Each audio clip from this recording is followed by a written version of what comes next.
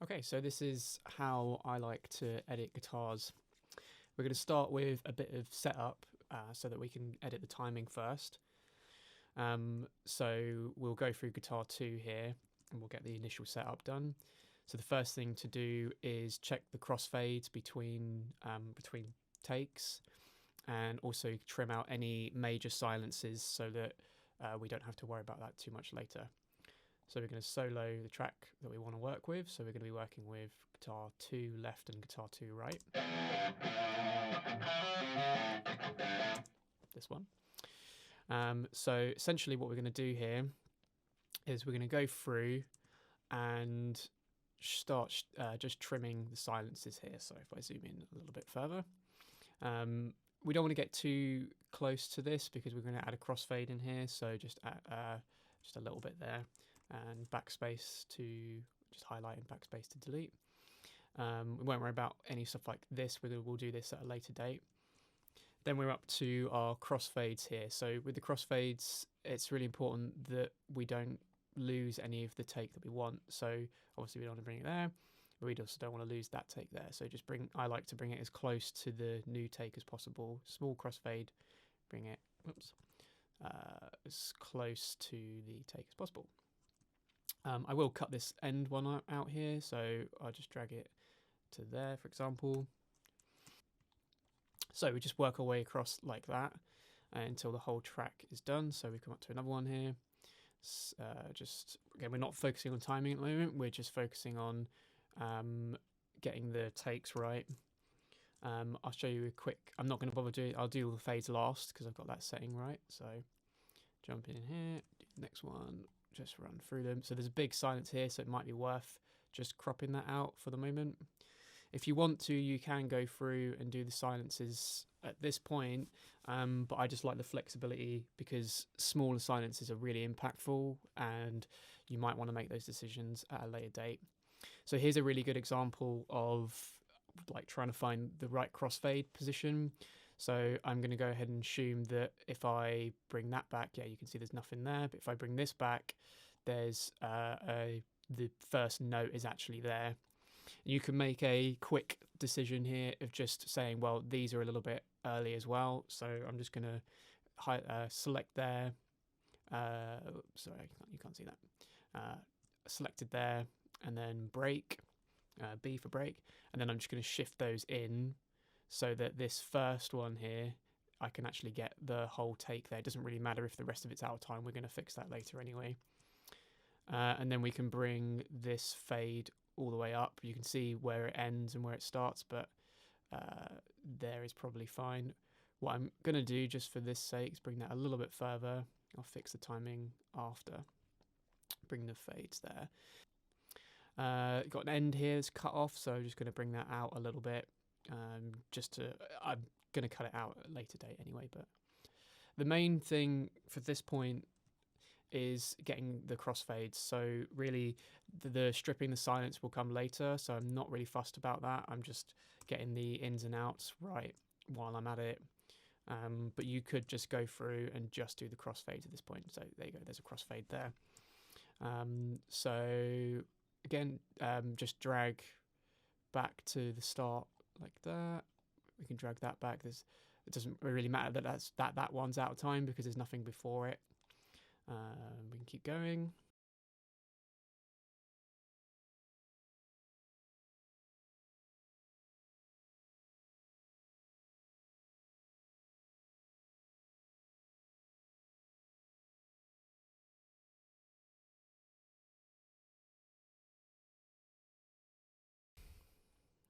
This is a bit of an interesting thing here. Obviously, what you've done there is put each of the notes in and just kind of smash them in time a little bit. What I would do at this point is probably just so that I've got crossfades between the whole thing, so then I can focus on the timing later. Just bring those in like that, so that they actually become one long track rather than individual notes.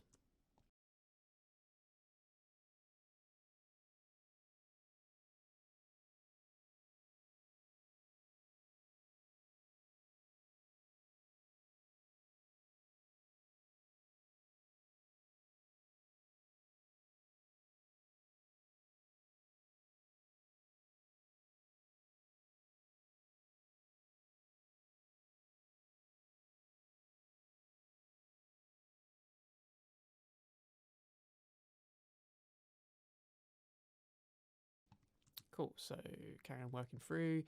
So we've got a note here that's been sort of cut off. So and you can see it's part of an old take. So just bring it back so you've got the full part of the audio, or the full initial attack of the guitar there.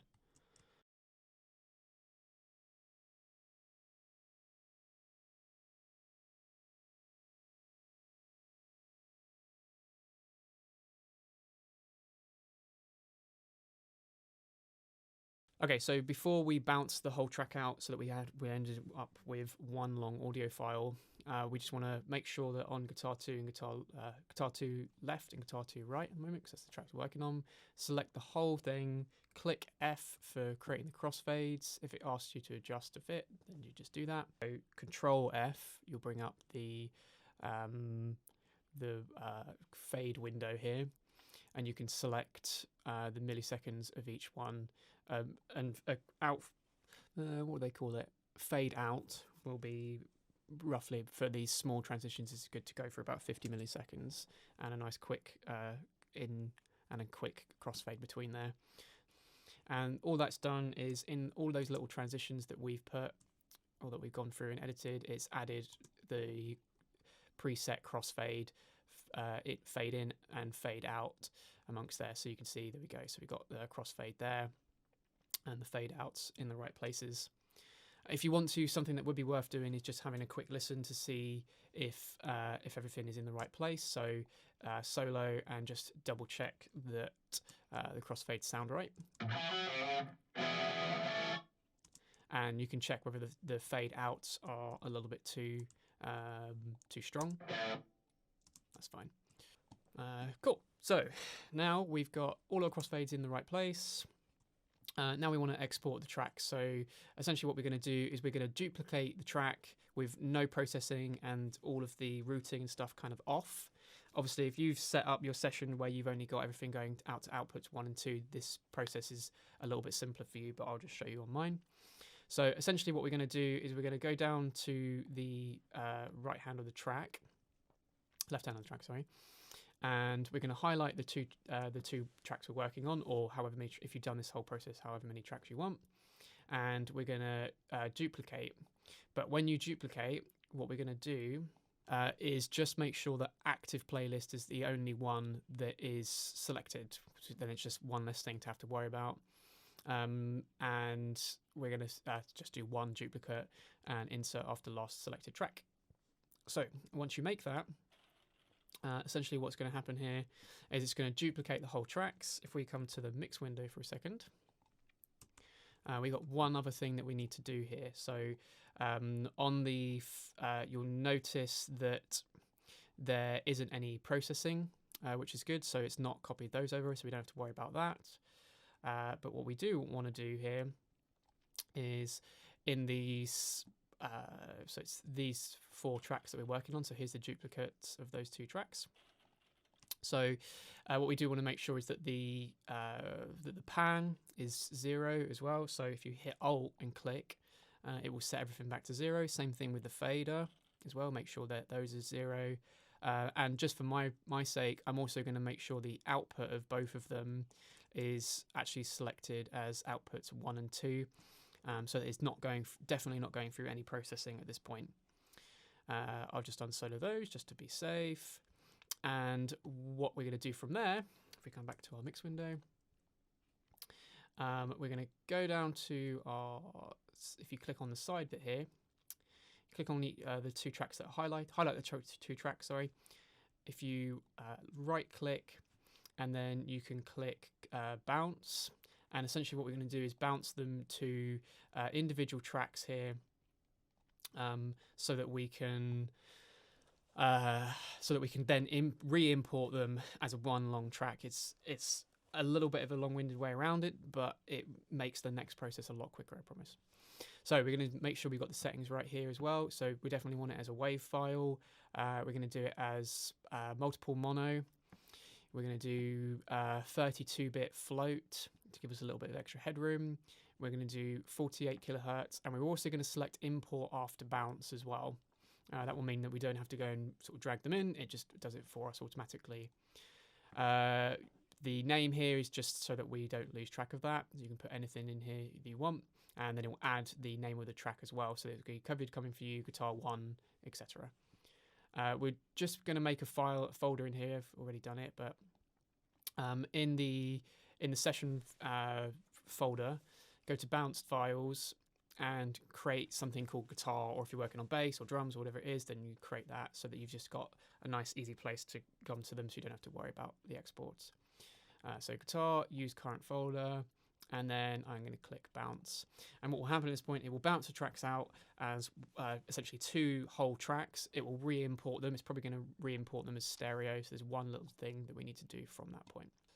So once it's imported them, you'll notice that it will give you the option here of asking whether you want to create a new track or add it to clip list. We're going to set it as new track, and after selection, not session start, selection, so that it just adds in the right place. We've already selected the track. So, and what you'll see here is that in the blue, what it's done is added the tracks again as stereo. We'll split those and stick just in the mono, and it will also just then give us the whole file rather than all these little itty bits. We'll just drag those to the start.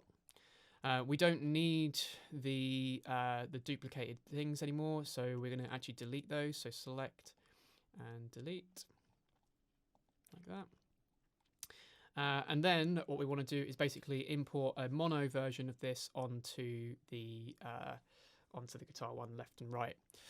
What we don't want to do though is overwrite the original one here, because we might want to come back to that in case we made a mistake. So something that you can do here is basically create a new playlist. So we're going to do that in both of these two tracks here. We're going to select the little drop down menu next to the name of the track, and we're going to click new. And what it's going to look like is it will ask you to name it. We're just going to name it.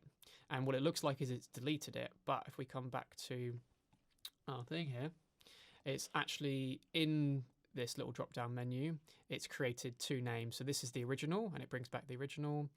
And then we also have a new playlist on that track. So we have a new blank space that we can work with. So we've got a new playlist in our second track there. And the nice thing about that is we can come back to it if we want to make edits again, or if we want to copy and paste anything from the old version, then that's easy enough to do. And it will also mean that we don't have to do all the processing again. We don't have to duplicate things. We don't have to have more than one track there. So we're going to leave that like that. And there's 2 different ways you can do this. A nice simple way is actually to drag, if you've got 2 tracks, then this will work. So you can drag a stereo track on between 2 mono tracks. That's a nice easy way of doing it. And then you can delete the other one. And then you're left with just the guitar left there, which is not the right one. We want to go that one there. We want to do the right one. If you look at the name here, we can jump in here and see the name actually says guitar 2 left duplicate on that one, so that one wants to go right. So for some reason they're the wrong way around. Doesn't really matter, to be honest, when you're stereo panning guitar. It doesn't matter which one's left and which one's right. However, if you're working with something like bass, you'll only have, for example, you'll only have a mono track to work with, so you can't drag you can't drag a stereo track onto one mono. You have to drag them onto 2 monos. So there's one other way you can do this. You can go in here, you can select split into mono, and essentially it will then give you a alternate track that is the mono. You can then drag the one you want onto the let me move back to here, sorry. You can then drag, so now you're basically left with a stereo version and a left and a right. So I'm just going to grab the left one, doesn't really matter, they're both exactly the same, and drag that onto the track that we want. And then you can delete all of the blue tracks there, get rid of all of those. And essentially all you're left with there is now on guitar 2 left and guitar 2 right, you're left with a mono version where all the edits are in the right place, and it's all one big track as well, which makes a massive difference to the next stage, which is the time editing. I'll jump into that in just a second. So So just to recap there, the initial setup, you want to go through, make sure your crossfades are in the right place. You will then want to add all the crossfades by highlighting everything and Control F, and then export or bounce each of the tracks and re-import them, so you're left with a full long track of the thing that you're working with here. And that's it. Then from there we can start working on the timing. Okay, so now that we've got our full tracks here, we can then go through and start working on the timing. So basically we're going to use the elastic audio settings in here to manipulate the timing of the left and right guitar separately. So the setup for this will go like this. We'll come into if we go to our little side panel here on the edit window, the first thing we want to do is set the elastic audio to polyphonic. If you're using bass, you can use monophonic, which essentially is a single tone rather than multiple tones. I've had mixed results. I think sometimes the polyphonic actually works better for bass as well. Experiment with it, and if you're hearing a bit of a weird thing, then you can check. If you're not sure, just Google it, because I think everyone has a different opinion on that one.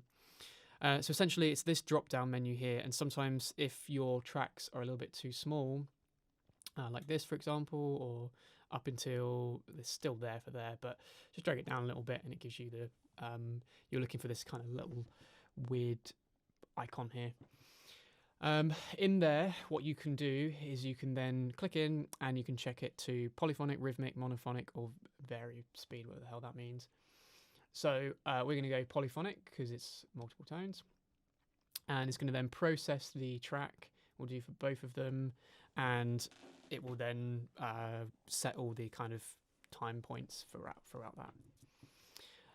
We want to then change it, rather than being in waveform mode, which again this little track view selector here is in waveform. We want to change that to warp for both of them, like that.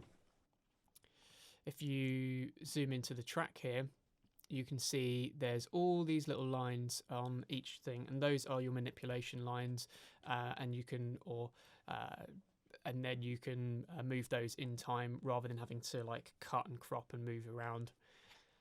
So essentially what we're going to do is actually, rather than starting at the beginning, we're going to start at the end.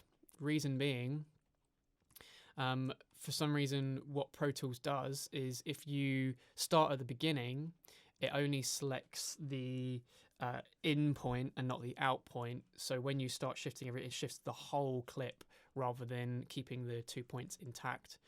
If you'll see what I mean in a second, this is a bit confusing, but if you start all the way at the end, then I just find working backwards just seems to be a little simpler, weirdly. So we're going to go to the very last note here, and you'll notice that there's a line here. Now, if I click one of these points, what happens is the whole track moves with it. But if I select the end, if I double click, it's now put a warp line. If I move this, it's now warping and keeping that in the right position. Say, for example, this is the beginning of your track. If you do this at the beginning and then you start warping this, what it does is pushes everything really far out, and you can end up with, and it also doesn't add them, so every time you have to double click to make a new thing. If you work backwards though, you don't have to do that. You can click to the end, and then every time you click here, it will make a manipulation line, which is helpful. Reason being is because for some reason Pro Tools will if you add it at the end, it will automatically add it at the beginning as well. So it's just another little quirk from Pro Tools that is just one of those things. So start at the end. So the first thing we're going to do is double click the last note on both tracks. We're going to work on both tracks at the same time now, and then you can start working your way through. You want to make sure you've got a grid that represents the timing of the track. What I actually like to do is, well, I do this mostly with drums, but you can do this with guitars as well, is I will actually set the grid to like to 1 bar, and I'll just do, so I can scroll through it really quickly. I'll just put beat 1 of every bar in time.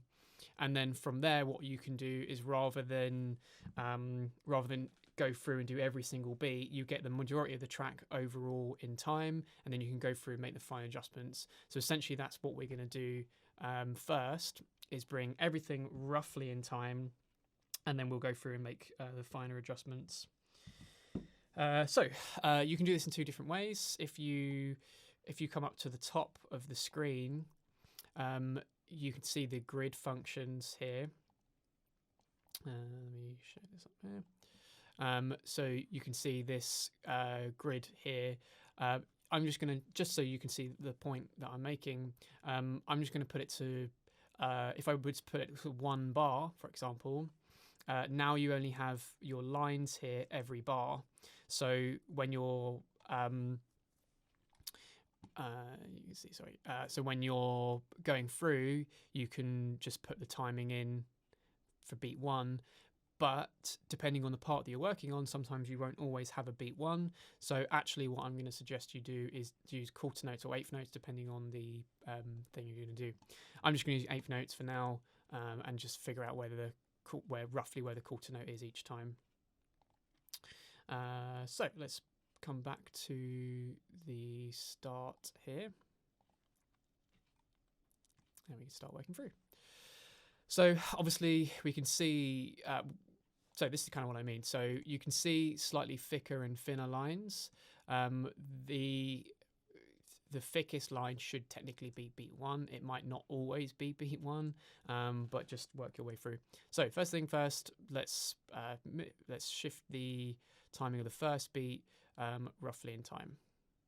So we're just going to bring those down there like that. What you want to do is maybe look at the phrase and do it by phrase, for example. So you can see this one here. We can drag this, so might as well drag that kind of on beat like that. And the nice thing about that is it keeps the relative timing more or less the same, but we'll shift everything up. Obviously, there's a little bit more timing we can do in there, but it's worth using your ear first to double check that. I'm just going to speed through and do basically either the beat 1 of every bar or the kind of beginning and end of each phrase, so that you've kind of got the majority of the stuff in time. It's worth noting here that you don't always, I'm just going to do this while I'm talking, you don't always want to put everything like bang on time, because it's going to change the feel a little bit. Also, if you think something is already in time, it's worth putting markers on those as well. So, for example, this doesn't need to be manipulated, but what I am going to do is put a marker there so it doesn't shift that timing of that phrase. I'm going to go through here, do the same thing with there, and basically by doing every single bar here, or every phrase, I'm not really paying too much attention to the start or end of the phrase. And notice here, for example, I'm not doing the last note. I'm doing the middle one because it lines up with a note. What you could do is put a 16th note grid so that you know where every single note is, because this is 16th note pulse, but it tends to be a little bit more confusing when you sort of draw it in. So just run through and put all the timings in here. It's worth probably putting 1 on the end of those as well. Sometimes it's worth using your eye to see whether the little indicator line thingies look like it's actually at the start of it. Basically what it's trying to do is pick out the transient, the sort of beginning of the notes. Sometimes it thinks something else is a transient, especially if you've got like a chord that you've like strummed rather than sort of like hit, if that makes sense. I don't know what the right word for that is. Then it is going to pick out something slightly different.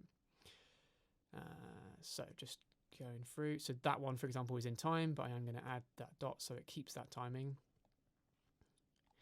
And by doing it this way, by not going through and doing like every single note, you actually keep a lot of the kind of good timing of the original takes and the kind of natural timing, and you don't end up with this kind of real like fake sound that a lot of people want to avoid when doing this kind of quantizing. You can do this by actually using the quantize feature of Pro Tools, by like selecting the whole thing and then just pressing one button to quantize everything. The issue is sometimes these little I don't know what they're called, nodes or something. Each of them doesn't. I don't, especially with drums, it doesn't pick them up particularly well sometimes. So you can see here this line is slightly thicker than these, so that is probably going to be beat one. So I'm going to put those in there as well. Sometimes it doesn't pick up the lines, so you might want to avoid using that because otherwise it might put some of the things in time that aren't in time, and then you've got more of an issue to fix that point. So I just prefer going through, doing it by hand. It's a little bit more time consuming, but you get the best result right at the start, rather than having to then go through and re-edit everything and lose the kind of original feel of the take. If there's bits like these where you've just got like 2 notes and you know that you need to shift them in time, then just might as well do it at this point. But I personally like to try and go through and do like the majority of it quick and then do like another pass where you're then focusing on the details.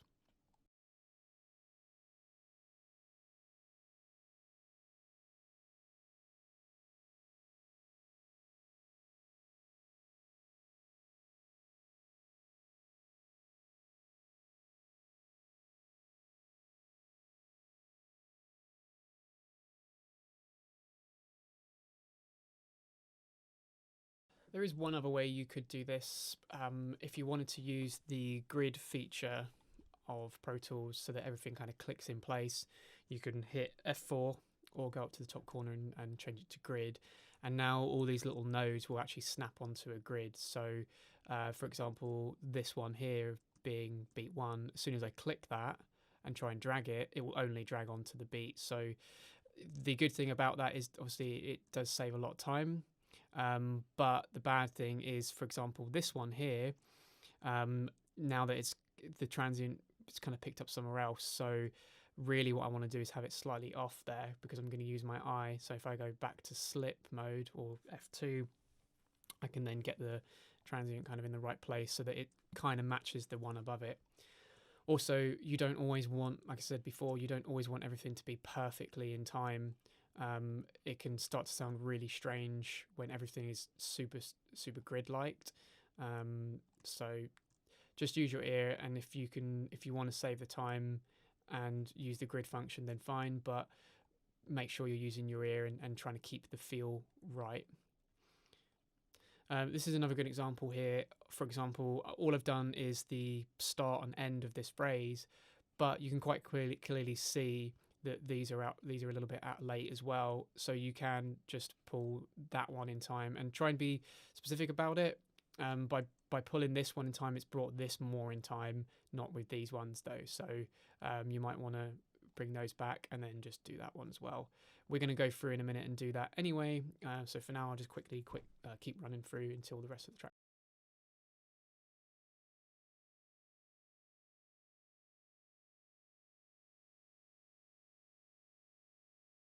Also, the benefit of doing kind of broad sweeps like this and not going through and doing all the detail straight away is, one, it can be a lot less work because you might find that actually the take by itself is fine. And by shifting the kind of start and end point of a phrase, it puts a lot of the notes in time anyway.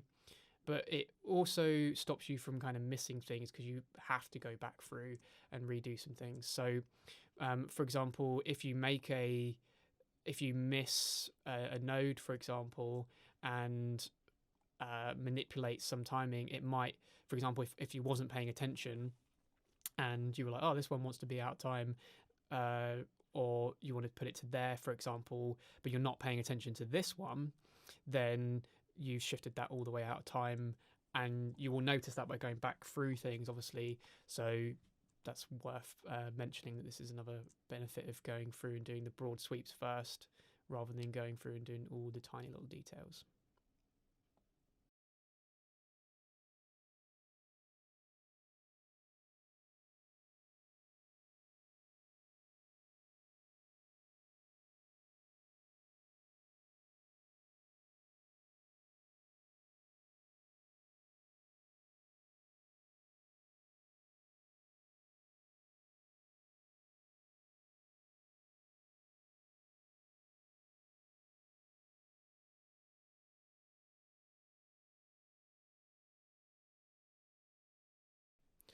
Okay, awesome. So now I've been through and basically done the kind of broad strokes. I'm going to go back through and use a combination of listening to the track, but also using my eye to look at the waveform and put in anything else that I think needs to be in time. Once I've finished that, I will then just basically change it back to waveform, and that's the ending of the timing. So we'll go into here. We'll zoom in nice and close. And we'll just run through and look at the timing of each thing. So for example, we take this phrase here. Obviously, I've put more or less, the sort of beginning and the end of the phrase in time, but it's this middle bit that we need to double check. So what we can do is we can listen to it first.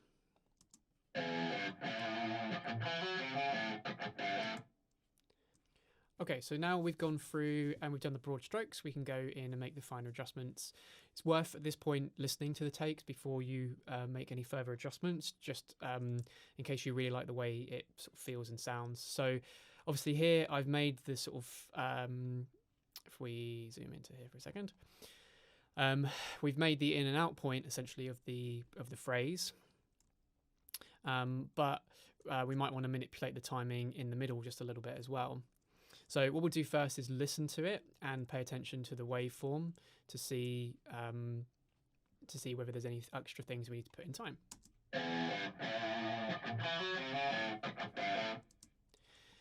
You can turn the grid on and use a 16th note grid if you want, so you can see the timing a little bit clearer. I'm just going to shift these beginning notes a little bit further in time, as they're kind of quite important bits there. You can see obviously the second note is a little bit later on there, so we can listen much better. Going through here, it's probably worth just bringing, again, use your logic. Don't go from the first note.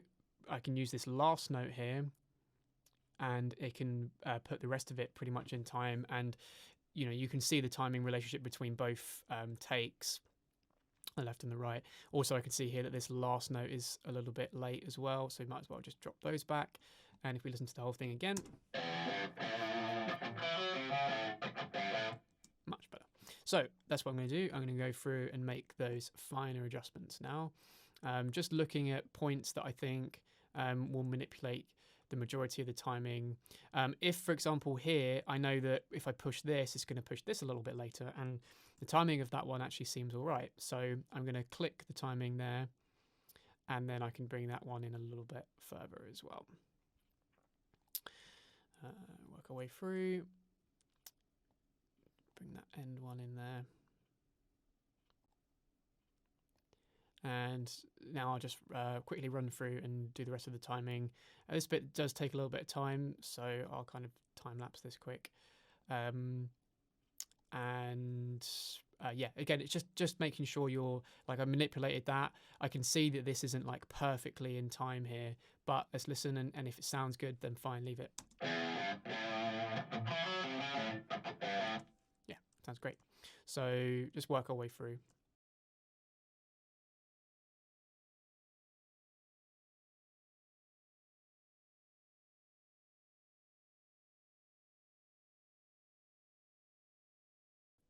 It might actually be worth occasionally referencing the track now against, for example, if the drums and bass at this point they're already been put in time, it might be worth soloing those all together and listening to the timing in relation to the drums and bass, because you might find that there might be something slightly wrong with the timing, or you might find that the timing is actually fine without having to do any editing. So that's something else that's worth thinking about there.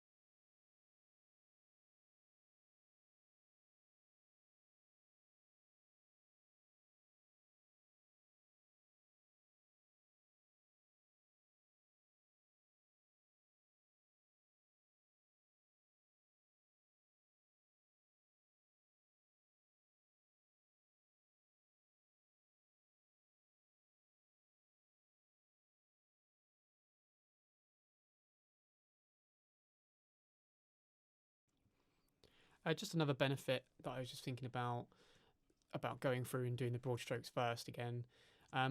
You can get quite quick at just running through after that point and just looking very briefly. And if you notice something as you kind of flick through quite quick, then it's more likely that it's, kind of needs to be addressed rather than, ending up getting obsessed with every single tiny little note. You can just scroll through kind of quickly, and if nothing catches your glance as being like really out of time, then don't worry about it. What would be a good suggestion if you're going to do that and just quickly, very broadly go through and first time is again, just make sure you're listening to it and then make the adjustments off of your ear rather than just off of sight. Also, making sure you're not zoomed in too far is pretty important, because otherwise, if you were looking at this bit, for example, and you're looking at like this level, then you can see, oh, that's really out of time when really it's really not out of time. So don't go too far in. I like to be around about this sort of space where I can sort of see, the 16th note grid kind of clearly, and I can see whether things are, a bit out of time. Cool. That's it. That's done. So there we go. So I've gone through and I have edited all of like kind of now a lot of the smaller details there. At this point, it would definitely be worth listening to the whole track, making sure, everything sort of feels in time. Listen to only the stuff that's been put in time. I haven't done the guitar 1, for example, so there's no point in me listening to those. But what I will do is now, and the vocals aren't in time, so I'm going to mute those as well. But what I can do is now go and just quickly listen through and see if there's any extra changes, and just follow along as I go to see if there's anything I need to change. So I'm going to do that quickly.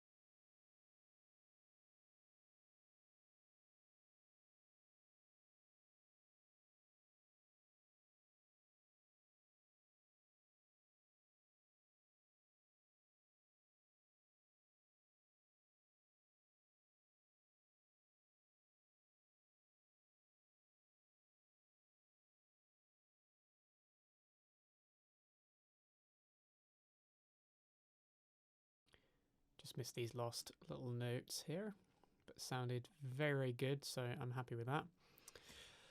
So awesome. So now it's sounding great. All we're going to do from here, we can just change this back to waveform rather than warp, so that we're left with that.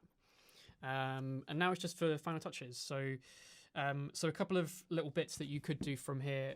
As a whole, it's practically done, so you can leave it there if you want to, and especially in our case, if I'm going to go through and do some of the editing as well, I like to personally go through and strip the silence anyway, just so that I can manipulate the timing a little bit.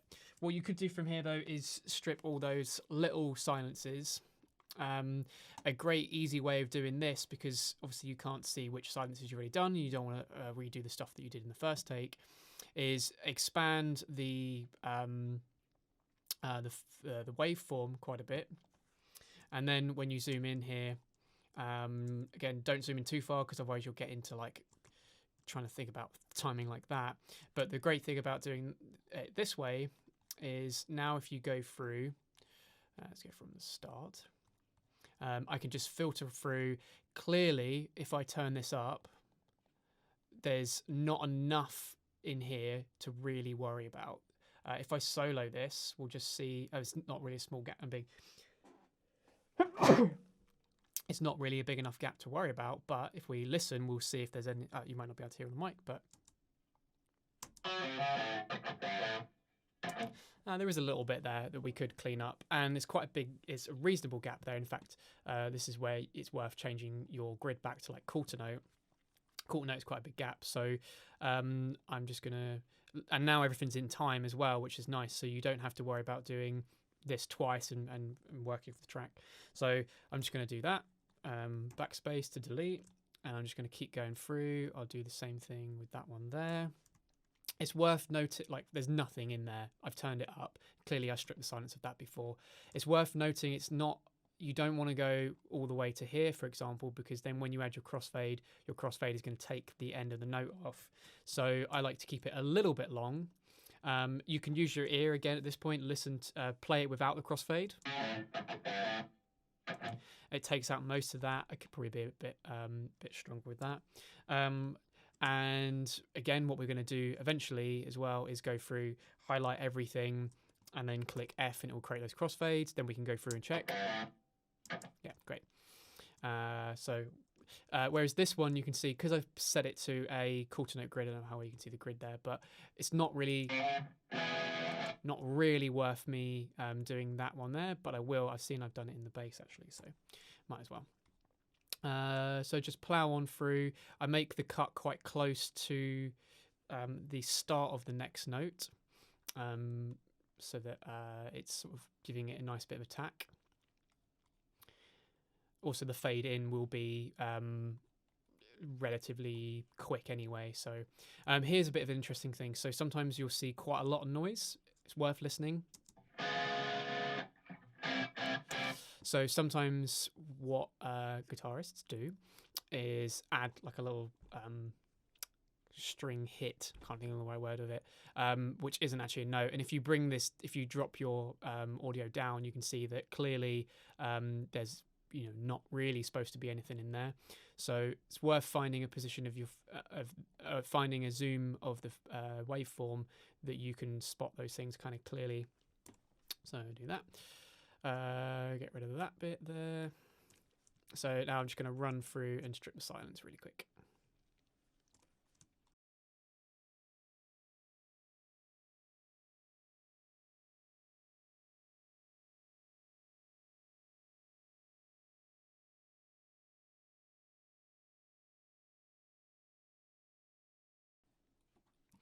Okay, so now I've stripped all the silence. Again, we're going to do the same thing that we did when we before we exported.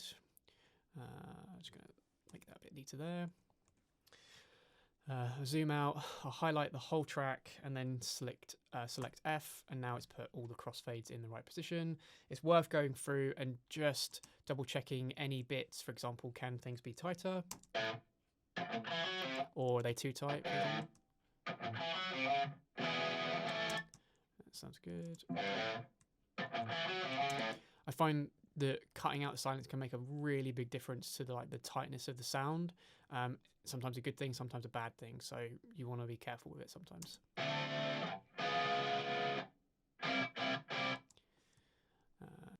Cool.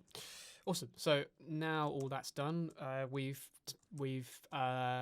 created the whole track. We've bounced it out. We've imported it. We've done all the timing. We've stripped the silence.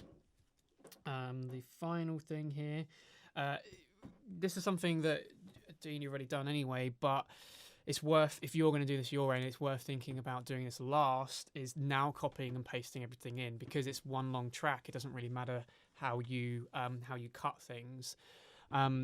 It will save you doing a lot of extra stuff when you go through and doing the timing. Obviously, if there's 3 choruses here, the likelihood is that you've just copied and pasted a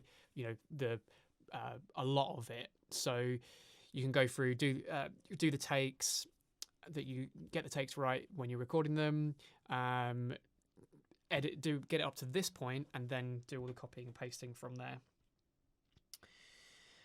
So that's pretty much it. Obviously, it takes a bit of time, but really worth doing.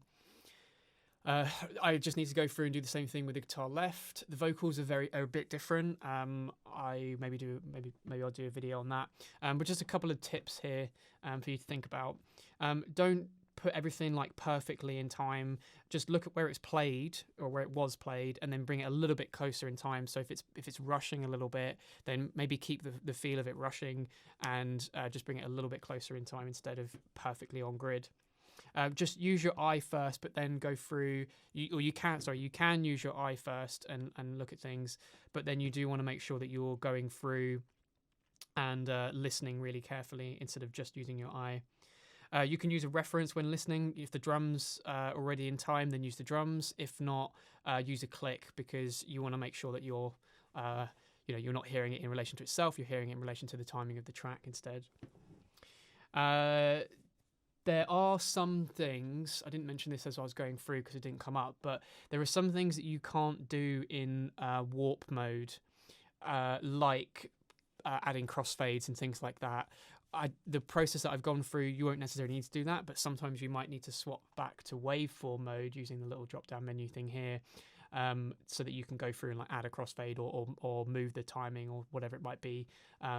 Just a few things that you can't do in there. And like I said, save all the copying and pasting to the end so you don't have to redo things as you go. And that's pretty much it. Make sure you're leaving, don't turn the elastic audio off, otherwise it will delete everything. What you can, it will save it onto that track, so if you copy and paste things, the elastic audio properties will stay, so you don't have to redo those again.